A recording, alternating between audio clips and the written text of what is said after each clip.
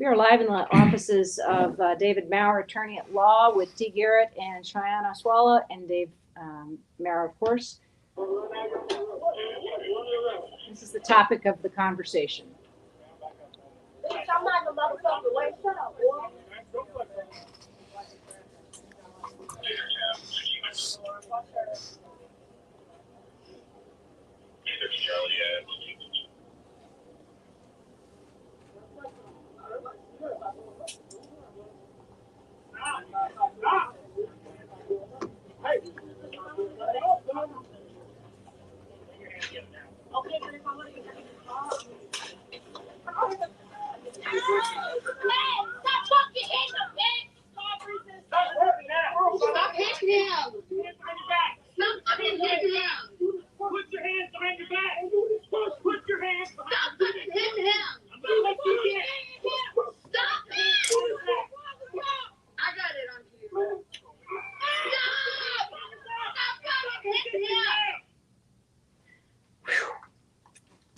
All right. I know it's hard to relive that, but just wanted to give everybody who was watching a chance to see what this is all about. Officer Aaron Ambers today exonerated by LMPD Chief Erika Shields of charges of excessive force in the incident of Dee Garrett, center camera here, who was repeatedly punched in the face while face down and restrained by LMPD. Cheyenne is on camera left, and Dave Maurer, attorney, is on camera right. Let's get a start with you, David, if you don't mind. Sure. As a representation for Dee, it's important that, you know, we hear from you first. Did you have expectations that this officer was going to be held responsible for use of excessive force? Are you surprised by the outcome of the LMPD investigation? No, I'm not surprised at all. I had no expectation that LMPD would make a finding that he acted, in my opinion, in violation of policy, number one, and number two, in violation of state law. I think he also acted in violation of federal law. But no, this is a continued saga of allowing LMPD to police itself. They're not going to.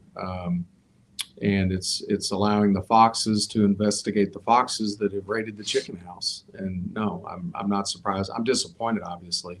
And I'm disappointed for him, but am I surprised? No. Is there any recourse at this point? Have all options been exhausted to As get far justice as, in this regard? well, getting justice is a broad supposition. As we all know, the DOJ is in town investigating LMPD. I've spoken to the DOJ representatives on a number of occasions.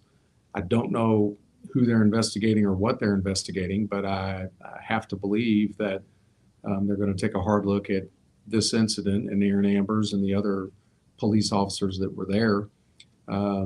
I can't believe the DOJ came to Louisville to indict charge two police officers, which has happened. And the first officer that was charged was Corey Evans, who was charged with the protester was the first weekend of protesting, had gone to his knees to surrender, had his hands in the air, and former officer as Evans struck him in the back of the head with a nightstick. I don't see how that incident is any better or worse than this. I mean, this man's laying on the ground, restrained, being repeatedly punched in the face. So hopefully justice will be done in that regard by our federal laws, and Officer Ambers will be appropriately charged. Now, as far as civil justice goes, we have filed a lawsuit against Aaron Ambers and one other officer whose name escapes me right now, but it's the officer that was sitting on him, on the back of his legs, and who actually signed the complaint because Dee was criminally charged. They criminally charged him in order to cover up or deflect from their unlawful assault on him. And those charges, I might add, were dismissed with no stipulation of probable cause. So there's a civil lawsuit pending for assault and for malicious prosecution. Dee, reflect for just a moment, if you will, and I know it's hard to relive this experience over and over again. It's been memorialized by a live streamer. Reflect on it for a moment of what it felt like to be held down, handcuffed, having your face punched, and trying to reconcile that with the fact that this particular officer who was charged with excessive force has now been exonerated of those charges? I think about my daughter, because it ain't even about me. Like, my daughter somehow saw the video, and like, she had nightmares about it. And like, it's about my baby. Like she's terrified of the police. And like, it's not right. It's not right. And like, we talk about all this about unity and all this and that, and we wonder why people in Louisville don't trust the police, because they go on and just do what they do, but then don't take responsibility for their actions. And then we gotta live with this. Like, I gotta live with my baby. Every time she see a police or she see a police car, and she always telling me, "Daddy, the police is following us. Daddy, I'm scared they're gonna hurt you. Daddy, I'm scared they're gonna take you away from me." Like, that's what hurt about all this, that my baby gotta go through this. Like, I'm not so caught up on me. I'm caught about my baby, like what my baby gotta go through. Cheyenne, just share with us your response to this finding, if you will, that was revealed today in a story by one of the television stations. What was your response to the news? It's sickening. I have a pit in my stomach. I feel physically ill to know that an officer can assault you on video and not be held responsible for it, not have to take accountability for it. It's sad to watch, and it's hard to watch Dee go through this, and it's hard to watch Genesis go through this too, his daughter. Everything he said about her being scared of the police and all that is true. She has nightmares. She hates when he's not home because she's worried he's not going to come back home. It's just hard, and it's not unexpected. I mean, they killed Breonna Taylor. They killed Black people in Louisville, and don't be held responsible for it. So I'm not all the way surprised that the officer wasn't held accountable, but it is obviously still disappointing. Tara, if I may, Please. This is what is so disappointing to me about my hometown, Louisville, Kentucky, and what bothers me so much. When this happened, and the videos, and there's multiple videos that were taken of this. There's 2 views from cell phone cameras in the square. There's the police officers' body cams. There's the RTC cameras, which are all around the square. But when this happened, and everyone reviewed the video in the days following this event, the chief, the mayor, and the Metro Council president, David James, who happens to be a retired Louisville police officer, LMPD officer, said what they saw is disturbing. It does not comport with LMPD training and policy. And I have not read the findings. I've seen it in the stories and heard about it. But I understand Chief Shields said that these officers she wished they'd have done it a different way, or they should have done it a different way. I would suggest they not beat the hell out of a man who's being held down on the ground by other police officers. That might be the different way. But how in the heck did they not violate policy if they're saying originally, this does not comport with our training? If a police officer engages in conduct that's not in compliance with the training, how is he not in violation of policy? How is that officer not in violation of state law with regard to assault on this man?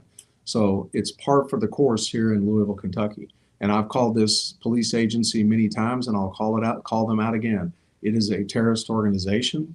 They terrorize, brutalize, and minimize Black people. They did it in this case. They've done it in many other cases. Breonna Taylor is probably the most shocking example of that, but this is maybe not as shocking because he's still sitting here, thank God. But this is par for the course in Louisville, Kentucky. In other cities, we see police officers held accountable for their assaults or murders of Black folks. Minneapolis has held an officer accountable, 4 officers accountable actually. I can't remember where it happened, but the officer that pulled out the taser or pulled out her weapon and claimed she thought she had her taser and killed a man, she was convicted of a crime and sentenced to the penitentiary. But in Louisville, Kentucky, we can kill black people, we can assault black people, we can stop black people on the street illegally, we can search black people illegally, beat black people illegally. Where's the accountability in Louisville, Kentucky? There isn't any. A comment was made on one of the live streams that if the video had not been rolling, the viewer felt that Dee possibly would have suffered far greater injuries or maybe died. How do you respond to that? No question about it. And you want to know something else that's disturbing? I was in the square that afternoon. My daughter was there, who was illegally arrested twice by LMPD. She's one of the people that videoed it. And one of the officers saw me watching it and tried to block my view. And I'm like, what are you doing? I mean, how can you all do that? It's unfathomable that this occurs in our city, and we allow the offenders to investigate the offenders. What do we expect?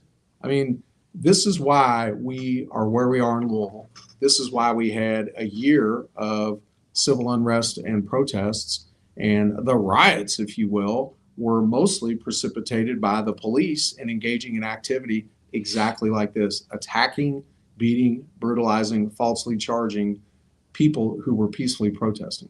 That night, or that actually was a Sunday afternoon, he was walking in Jefferson Street carrying a very large wooden cross, holding a megaphone, talking about Rosa Parks. And when they came to decide to arrest him, he wasn't even in the street anymore. He was standing up on the sidewalk, as I remember, drinking a bottle of water. And here we go. What message do you think this sends to the people who Louisville, Black people here, and just about the department saying that they want to foster trust within the community? What is the underlying message that you think this decision sends? Well, the mantra of LMPD that we want to foster trust with the community, in particular the African American community, is a joke. It is an absolute joke. And I have no confidence in this chief. She's a throwaway from Atlanta who left Atlanta under cloud. She's under cloud here now. And the message, if I'm not a black person and I can't speak for black people, but as a civil rights attorney in this town who represents a lot of black people, and I'm going to speak for you, and if I'm wrong, you tell me. The message to black people is we don't give a damn about you. We don't give a damn about your rights. We don't care who you are. We're going to do whatever we want to you, whenever we want, however we want to do it, and there's no accountability. And that's a scary thing to be. I mean, I would not want to be a black male in this community approached by police. In this letter, in the chief's explanation of her decision, she says that officers, in their thought process on how to arrest Dee were thinking about just their prior experiences with him in the past, as well as his own history. I know we spoke a little bit about that earlier. Are you able to kind of go into that? And in your opinion, does any of that even matter when it came to what happened? A, I don't think it matters. It's irrelevant. B, I've never known this man to attack or assault police officers. And, one of the standard charges during the protesting was, resisting arrest. And I call it the push me, pull me movement, where there was an officer behind him who's pushing him forward. There was an officer in front pushing him back, and it makes him look off balance. And then you could hear the female officer, I think that was the female sergeant, hollering, "Stop resisting, stop resisting." Common LMPD practice. And almost uniformly, at least the protesters that I represented, many of them that were charged with resisting arrest, they were not. They just were not. And I won't plead people to that. I won't allow people to plead guilty to that. It's just, it's ridiculous. And, to say, if we use that, I heard, now I don't know if this is accurate, but I'm assuming this to be accurate, that the chief said something to the effect of they were trying to, the officers that were on the scene were trying to get his other hand out from under him into handcuffs. So the method of doing that is to beat him in the face, to beat a defenseless, restrained person, you saw it, repeatedly punch this kid in the face. I mean, that's the tactics of probably Russia. I mean, that's not the tactics that should be exercised by law enforcement in the United States of America. And it violates our Constitution, our state laws. It violates his rights as a human being. And to say that that's an accepted method to restrain someone, to the extent he needed to be restrained, which I don't think he did, but that's not an accepted method to restrain someone. They are trained otherwise. And in fact, I mean, if you look at him, I think I submit to you, he had I can put my hands behind my back and together. He has trouble doing that because he's muscle bound. He's a former football player. College graduate. They're trained to deal with that and address that in the academy and in service training. They use 2 sets of handcuffs. It's not that difficult to do. He was not fighting them. He was not resisting. I guarantee you, if this man would have fought those officers, there'd have been some injured police officers that night, and there weren't, because he was not fighting them. Dee, you've just been so emotional during this entire talk. What is just going through your mind as we just talk about this and really, kind of get down to the root of how you're feeling today? Because I do got a pass, but I ain't been in trouble till I moved to Louisville and started protesting. I'm a college graduate. I changed my life. I got a bachelor's in science, played college football. I moved out here for Breonna Taylor. I gave up my football career to come down here and protest for Breonna Taylor, and was harassed by LMPD officers, detectives. I was in jail for 40 days, 20 days with no charges. And I'm emotional because, I've been pushing for unity. That's the crazy thing is, you talk to David James, they'll tell you a whole other different story about me. Talk to Bishop Lyons, talk to Reverend Elliott, talk to people that's known out here, the pastors, they will tell you a whole nother different story than what Erika Shields. That's why I'm emotional, because my name is being slandered for no reason. Talk to the community, talk to my daughter, but my name is being slandered. That's why I'm emotional, because these is real tears. These ain't fake tears, and it hurt. And we say we want unity, but what Louisville is showing here in what Metro is showing here in Louisville is that they don't want unity. They want black people scared of them because they can beat you, kill you, and get away with it. That's why I'm emotional, because I'm scared for my daughter. Do I want her to grow up in Louisville? It's scary for my daughter to grow up here in Louisville, but I'm not the only family that feel that way. LMPD basically told us today that they did not consider that video to be a part of Breonna Taylor protests. Are you able to clear that up for us? Everybody knows. Wait a minute, they said what? They said that they didn't consider that video was taken during protests for Breonna Taylor. What do they base that on? The fact that it didn't happen during the unrest in 2020. The fact that it happened in 2021. The protesters were still out there in the spring of 21 when it got warm again. And as a matter of fact, the Friday night before he was assaulted on Sunday, there was a group of women down there protesting.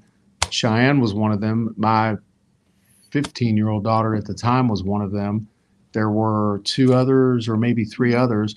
They were in the street marching with signs calling out the names of black people who had been murdered by police around the country subsequent to Breonna Taylor. This had everything to do with Breonna Taylor. And once again, it's LMPD in their own vision of reality and what goes on in this community, which is why they will never bridge the gap and build relations with the black community, because they say stupid things like that. Yeah, I mean, I saw that one of the letters said that they never spoke with you. They tried to reach out, but I saw your letter saying that you did. You just had stipulations. Can you talk about that? Yes. The detective that was investigating it's PSU, the Professional Standards Unit, that's policy violations. He actually reached out to Dee, or maybe it was David James, I can't remember. But I told them, have him get in touch with me, and he did. And he said, we want to interview Dee. And I said, well, okay, there's a lawsuit pending. And I said, and in the Courier-Journal, by the way, they reported that I asked for the list of questions. I don't think I asked for a list of questions. I basically wanted to know the topics that they were going to cover. And I said, here's why. Number one, there's a lawsuit pending. Number two, this was videoed from at least 6, 7, 8 different angles. And I said, what do you want to ask him? if it's like, you know, did you watch Gilligan's Island last night? Yeah. Well, tell me what happened. Watch the show. Watch the rerun. I'm not going to let any client, comment on what's happening in a video. The video, we lawyers call that the best evidence rule. The video tells the story. Watch the multiple angled videos. What do you want to ask him? Is that you? And I said, so we'll be happy to meet with you, but I need to know the topics of discussion, and I'm not going to let him editorialize or give opinions on what's happening as he's watching it and as you all are watching it. And I went so far as, because I heard from various people that the chief was putting a narrative out there that that Dee was refusing to come in and talk about it. I wrote the chief a letter and I said, no, that is not what happened. And the detective said to me, well, we have our policy and we don't do it that way. And I said, I have my policy too. And I filed a lawsuit on behalf of the client, and I'm not going to let him sit down with investigators without me, number one. Number two, without knowing what you guys are going to ask him. But I told the chief, we will be happy to come in and talk to you. The detective can be there. I'll be there. Dee can be there. I said, I'd like David James there, because David James, the president of council, is a retired police officer. He knows a little bit about this subject and about what went down. And my opinion, I'm not going to speak for David, but I've spoken to him about this, and he believes what happened here was absolutely wrong and a violation of policy, and that the police officers should be held accountable. So I said, let's have a meeting. Never heard from her. Never heard from her. Never heard back from the detective. Never heard back from her. They never were interested in hearing from us. So that if they're putting a narrative out there that we didn't want to come in and talk to them, or that Dee didn't want to talk about it, that's a lie. What is next? As far as? Do you guys, any other course of action regarding this assault on officers? What is next for you all? Well, as I said, there's a civil lawsuit pending, and we've got depositions coming up, I think some next week. In the case, I'll take Aaron Ambers shortly, and the other officer, and I mean, stand by, because I suspect the Justice Department will come out fairly soon with a report, and probably with some charges against some other police officers. And I truly hope, now that we have a real Justice Department under President Biden versus the one we had under Trump, that they will charge this officer and numerous other officers with criminal civil rights violations. As far as LMPD or state, I mean, if anybody thinks they're going to charge these officers with state law violations, hell, they murdered Breonna Taylor, and there's not a single charge assigning responsibility for her death arising out of that. And we get a wanton endangerment charge against Hankinson over people in another apartment. I mean, it's just not going to happen here. There's not going to be justice for Breonna Taylor. Well, she ain't ever going to get justice, because she's dead. They killed her. But her family's never going to get justice. And the black people of this community are never going to get justice from our state and local officials. It's not going to happen. If we get justice in this town for folks like Dee and other protesters and activists that were assaulted, arrested, et cetera, it's going to come from the federal government. And you have faith in the federal government that they will give Dee, they'll give him some type of justice. Do I have faith in the federal government? I'm not sure I have faith in any government. I have more faith in the federal government, let's put it that way, than I have zero faith in local government, in the local administration, in the local administration of the police department. Our state attorney general, I mean, look at the Breonna Taylor investigation, botched from the get-go. I submit to you that a first-year lawyer could have presented that case against Brett Hankinson better than the prosecutors did out of the Attorney General's office. It didn't look to me like they really wanted to convict anybody on that. So I have hope, let's put it that way. Do I have faith? They've indicted 2 officers so far. One's pleaded guilty. We'll see about the other one. I firmly believe the United States Department of Justice under Attorney General Garland did not come to Louisville, Kentucky to indict 2 police officers over the conduct of this police department in the last 10, 12 years. And they're investigating not just the reaction by LMPD to the protests, but they're investigating a lot of other conduct of the police department in the last so many years. And, you know, And the city.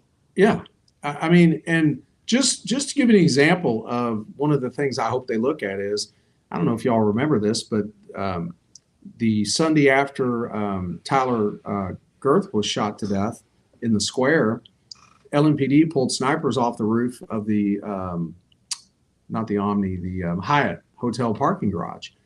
They never publicized it. We found out about it from a blurb on one of the local news stations. I asked about it in a meeting the week of July 4th of 2020. They made me make an open records request to obtain the information.